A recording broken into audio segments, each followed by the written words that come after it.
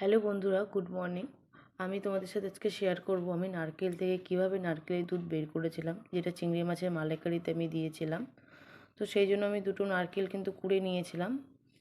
এবার এটাকে আমি হাতের সাহায্যে ভালো করে একটা বাটিতে চিপে চিপে যে নারকেলের যে রসটা, এইটা আমি বের করে নিয়েছি। এটাকেই কিন্তু নারকেলের দুধ বলে। তো এইটা কিন্তু আমি একদম রান্নার শেষে দিয়েছিলাম, গাঢ় একদম নারকেলের এই দুধটা। কারণ এইটা রান্নার পরে দিলে যে স্বাদটা আসে সেটা আগে দিলে আসে না। তো সেই জন্য এইভাবেই আমি আলাদা করে রেখে দিয়েছিলাম এটা বাটিটা। এবার এই দেখছো এই রস ছাড়ানো যে নারকেলটা, এটা আমি গরম জল করে একটা বাটিতে দিয়ে দিয়েছি।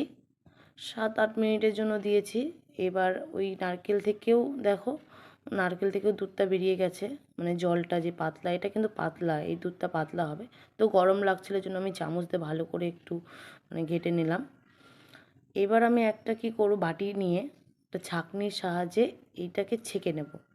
আর এইটা কিন্তু আমি পুরো রান্নাতে ব্যবহার করেছিলাম, মানে কষানোর সময়, গ্রেভি করার সময়।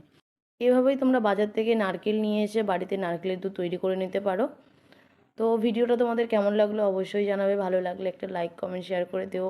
আর ফেসবুকে দেখলে পেজটি ফলো করে দিও। আর ইউটিউবে দেখলে আমার চ্যানেলটি সাবস্ক্রাইব করে দিও। টাটা, দেখা হচ্ছে পরে কোনো ভিডিওতে।